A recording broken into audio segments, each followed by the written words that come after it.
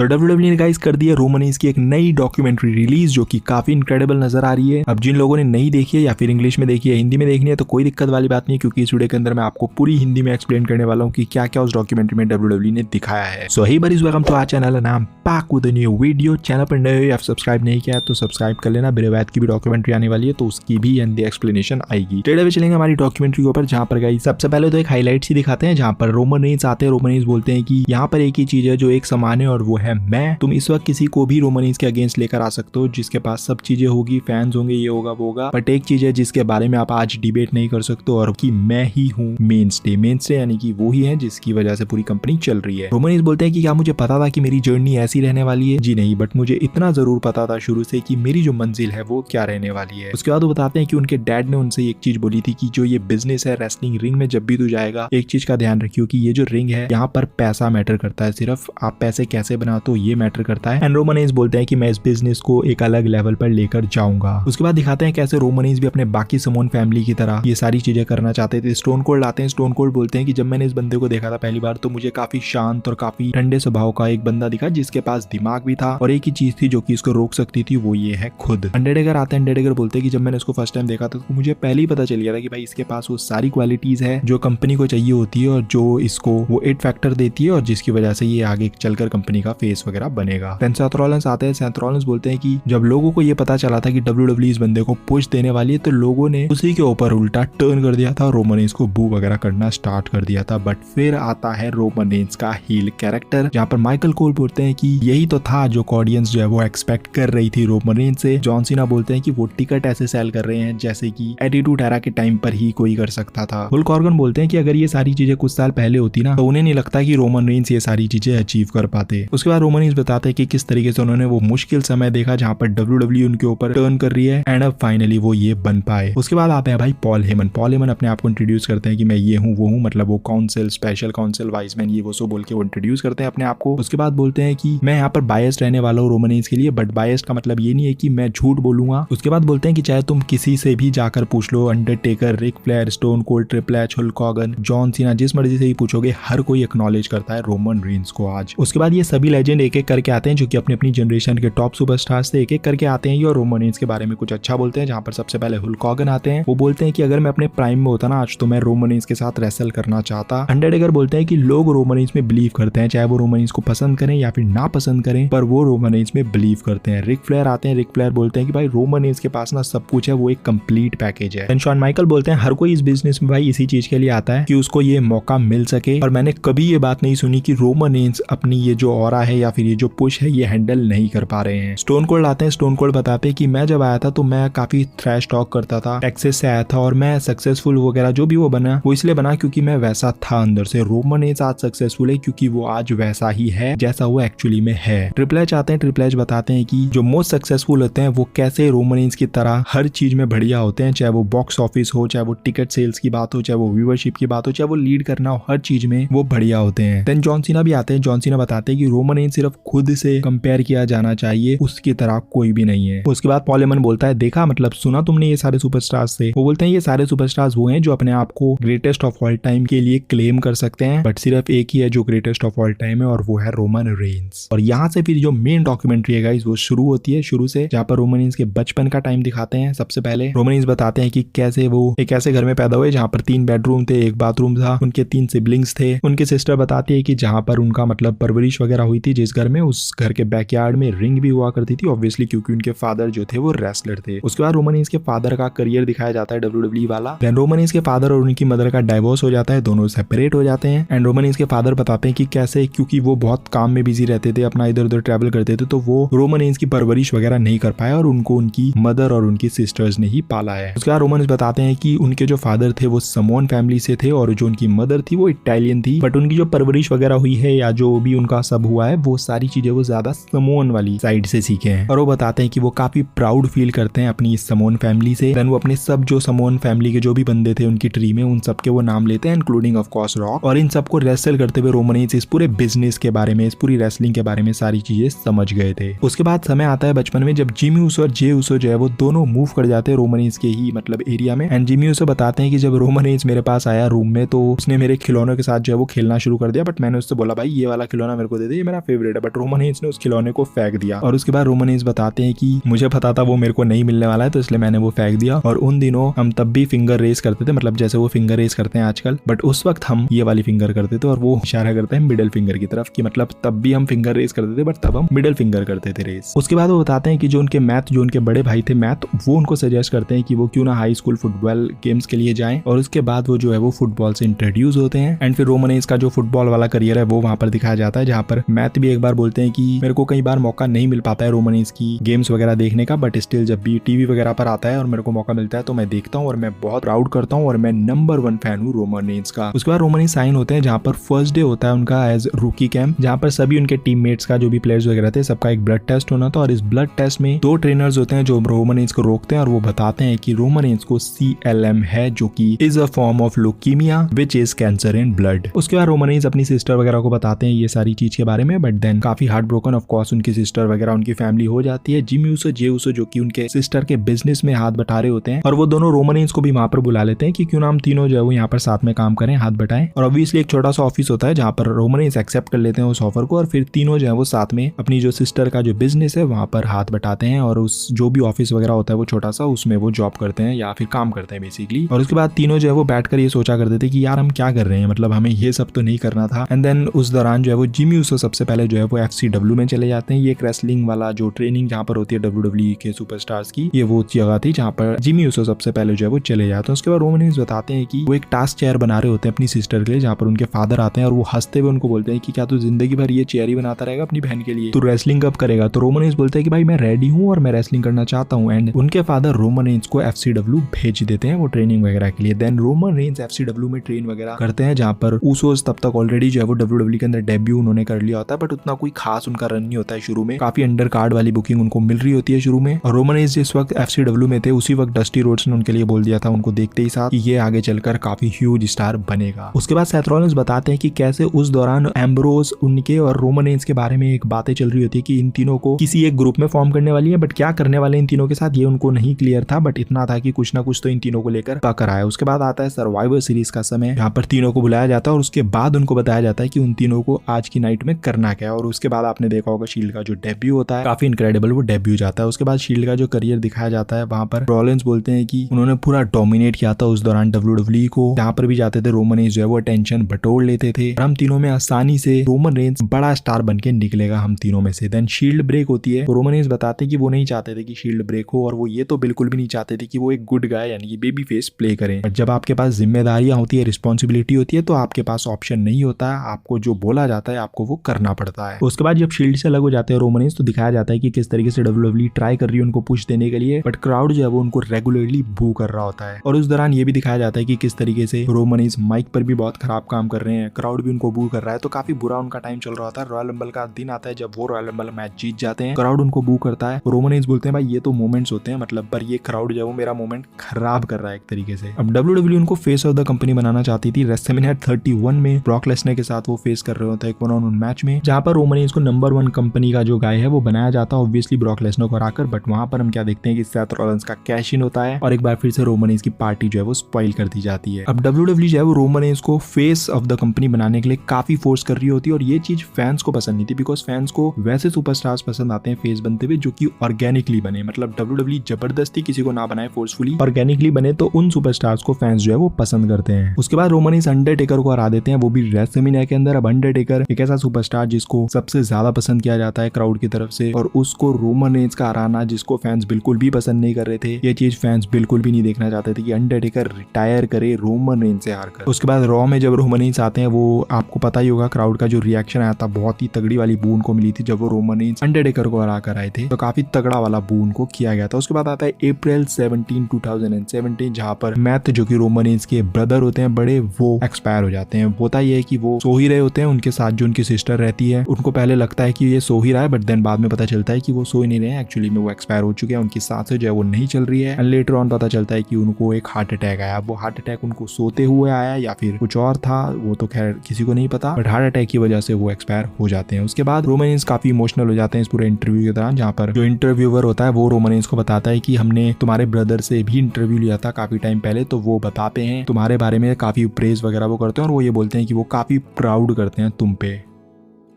अब यहाँ से इतना तो क्लियर था कि WWE रोमन रेंस को ही पुश करेगी चाहे जितना मर्जी फैंस हेट करें इस चीज को। उसके बाद समय आता है रेसलमेनिया 34 का, जहाँ पर रोमन रेंस ब्रॉक लेसनर को फेस करते हैं और ये वो समय था जब फैंस को ये पता था कि भाई आज तो रोमन रेंस जीतने ही वाला है, आज तो ये फेस ऑफ द कंपनी बनने ही वाला है, जिसके लिए फैंस रेडी नहीं थे, ना ही वो खुश होते इस चीज के लिए। बट होता यह कि ब्रॉक लेसनर हरा देते हैं रोमन रेंस को। उसके बाद आता है समर स्लैम का समय, जहाँ पर थोड़ा थोड़ा फैंस जो है वो रोमन रेंस को पसंद सा करने लग जाते हैं। एंड यहाँ पर हम क्या देखते हैं कि रोमन रेंस ब्रॉक लेसनर को हराकर यूनिवर्सल चैंपियन फाइनली बन जाते हैं। अब रॉ का समय आता है जहाँ पर रोमन रेंस एक शॉकिंग बात रिवील करते हैं दुनिया के सामने, जहाँ पर वो बताते हैं कि उनको लुकीमिया है और उनका जो लुकीमिया है वो वापस आ चुका है और उनको ट्रीटमेंट वगैरह के लिए वापस जाना है, जिसकी वजह से उनको अपनी यूनिवर्सल चैंपियनशिप भी रिलिंक्विश करनी पड़ेगी। देन रोमन रेंस वापस आ जाते हैं ट्रीटमेंट के बाद और पहले ही अपनी रेसलमेनिया में वो फाइट करते हैं ड्रू मैकिंटायर को, जहाँ पर ऑब्वियसली वो ड्रू मैकिंटायर को हराते भी हैं। उसके बाद समय आता है पेंडेमिक का समय आता है, जहाँ पर रोमन रेंस बोल देते हैं कि भाई मैं अपनी फैमिली की हेल्थ, अपनी हेल्थ को रिस्क में यहाँ पर नहीं डालूंगा और मुझको टाइम ऑफ चाहिए। और वो इस चीज के लिए भी रेडी थे कि अगर WWE उनका अलाउ ना करती तो वो उस वक्त रिटायर भी हो जाते। मतलब वो इतना ज्यादा श्योर थे कि उनको इस वक्त तो रेसलिंग नहीं करनी है और वो टाइम ऑफ ले लेते हैं, उनको WWE टाइम ऑफ दे देती है। उसके बाद रोमन रेंस जो है वो जब नहीं आ रहे होते हैं कंपनी में, तो वो रियलाइज करते हैं कि उन्होंने अभी भी काफी चीजें जो है वो अचीव नहीं करी अपने करियर के अंदर जितना उनमें पोटेंशियल है। अब उनको उनके भाई यानी कि मैथ की याद आती है, जहाँ पर उन्होंने उनको एक बात बोली थी बहुत टाइम पहले कि अगर तुझे कंपनी का टॉप गाय बनना है तो तेरे को बैडएस वगैरह कैरेक्टर भी प्ले करने आने चाहिए। यानी कि उनके कहने का मतलब था कि भाई तेरे को हील वगैरह प्ले करना आना चाहिए अगर तेरे को कंपनी में कभी भी सक्सेसफुल या टॉप गाय बनना है। अब इन बातों को समझने में रोमन रेंस को टाइम तो लगा, बट इवेंचुअली वो ये चीज समझ जाते हैं। अब रोमन रेंस करते हैं रिटर्न एज अ हील पहली बार WWE के अंदर, जहां पर उनको जब जे ऊसो ने पहली बार देखा था तो उन्होंने देखते ही साथ उनको बोल दिया था कि ये रियल जो है। और उसके बाद रोमन रेंस जो है वो पॉल हेमन के साथ पेयर कर लेते हैं। इससे पहले WWE जबरदस्ती रोमन रेंस को टॉप गाय बनाने के ऊपर लगी हुई थी, बट वो चीज वो नहीं कर पा रहे थे। बट फाइनली रोमन रेंस ने वो किया जो वो इतने सालों से करना चाहते थे और ये चीज उनके लिए काम की। सेथ रॉलिंस बोलते हैं भाई रोमन रेंस ने ना अपने आप को ऐसे ही देखा है कि वो हेड ऑफ द फैमिली है, वो फैमिली का प्रोवाइडर है, वो WWE के अंदर भी हेड ऑफ द फैमिली है, तो उसने अपने आप को इसी तरीके से देखा है और फाइनली जो उसके दिमाग में था वो चीज बोल पाया है स्क्रीन पर भी। और उन्होंने बताया कि ये सबसे ऑर्गेनिक वर्जन है रोमन रेंस का, यानी कि जितना रियल हो सके ये सबसे ज्यादा रियल वर्जन है रोमन रेंस का। तो यानी कि सबका ये कहना था कि जो रियल वाला जो है, यानी कि जो रोमन रेंस के जो पीछे का कैरेक्टर है, जो रियल इंसान है वो हमें काफी हद तक इस रोमन रेंस के हील कैरेक्टर में देखने को मिल रहा था, जो कि काफी हद तक स्क्रीन पर भी काम कर रहा था। उसके बाद पॉल हेमन बताते हैं कि सारे लोग एक रूम में बैठे हुए होते हैं जहाँ पर रोमन रेंस भी होते हैं और रोमन रेंस अचानक से बोलते हैं कि ये वो टाइम आ चुका है जब सब लोग मेरे को एक्नॉलेज करें। और सब जितने भी लोग रूम में बैठे हुए होते थे ना भाई, सब मतलब फ्रोज हो जाते हैं, सब एकदम से मतलब हैरान से हो जाते हैं और उसके बाद सब रियलाइज करते हैं कि यही तो असली परिभाषा है ट्राइबल चीफ की। और वहां से ये कैच फ्रेज एक्नॉलेज मी वाला जो है वो आता है और उसके बाद एक्नॉलेज मी कितना फेमस हो गया है वो तो आपको पता ही है। उसके बाद रोमन रेंस बताते हैं कि जब जॉन सीना आए थे उनसे फाइट करने के लिए, तब उनको रियलाइज हो गया था कि जो मनी है, जो असली डील है, वो रोमन रेंस ही है। उन्होंने कहा कि जब कोई पुराना टॉप गाय आपसे फाइट करने के लिए वापस आए ना, तो समझ लो कि भाई रियल मनी जो है वो तुम हो। देन रोमन रेंस बताते हैं कि भाई आपको जो है वो टाइम के साथ इन्वॉल्व होना पड़ता है और उसके बाद वो लेकर आते हैं सैमी ज़ेन को ग्रुप में, जिसकी वजह से आप कह सकते हो कि ग्रुप को काफी सिंपैथी भी मिली। सैमी ज़ेन को सिंपैथी मिल रही है तो ऑब्वियसली ग्रुप को सिंपैथी मिल रही है। अब ऊसोस को कोई पहचानता नहीं था, मतलब इस तरीके से नहीं पहचानता था कि जे ऊसो कौन है, जिमी ऊसो कौन है, लोगों को नहीं पता होता था ये चीज इतनी ज्यादा। ट्विंस थे वो दोनों। अब ये समय आ गया था कि जब लोग जे ऊसो के बारे में केयर कर रहे हैं, जिमी ऊसो के बारे में सोच रहे हैं, तो रोमन रेंस ने बताया कि हमने इनकी अलग अलग पर्सनैलिटी दी है। बेसिकली रोमन रेंस बताते हैं यहाँ पे कि कैसे ऊसोस फिर एक अलग अलग पहचान मिली इस पूरे ब्लड लाइन वाले एंगल की वजह से। और उसके बाद जे ऊसो आते हैं, वो भी इस चीज को एक्नॉलेज करते हैं कि कैसे रोमन रेंस की वजह से, ये सारी चीज की वजह से आज उनको मेन इवेंट जे ऊसो बुलाया जाता है। तो ये सारी चीजें उनको रोमन रेंस या फिर ये पूरे सिनेरियो की वजह से मिली। रोमन रेंस बोलते हैं कि भाई लोग बहुत समय से वेट कर रहे थे लॉन्ग टर्म स्टोरी टेलिंग की और ब्लड लाइन ने ये उनको दी है, जिसमें ये सारे लोग इन्वॉल्व है, my self, Usos, solo Sikoa. और उसके बाद वो हंसते हुए नाम लेते हैं 3-4 सेकंड का पॉज लेकर सैमी ज़ेन का, यानी कि उन्होंने at the end Sami Zayn को भी एक्नॉलेज किया, उनके काम को भी यहाँ पर एक्नॉलेज किया। रोमन रेंस बताते हैं कि अगर ये सिर्फ उनके बारे में होता तो ऑलरेडी ऑलरेडी वो बहुत पहले ही ये ना ये सारी चीजें कर चुके थे, बट क्योंकि इससे बाकियों का भी बेनिफिट हो रहा है, यानी कि उनके कहने का मतलब है कि जो बाकी मेंबर्स हैं ब्लड लाइन के, सबको अपनी अपनी जगह आप देखो तो बेनिफिट हो रहा है इस पूरी ब्लड लाइन की स्टोरी लाइन से, तो ये ज्यादा बढ़िया चीज है। देन उन्होंने याद किया अपने ब्रदर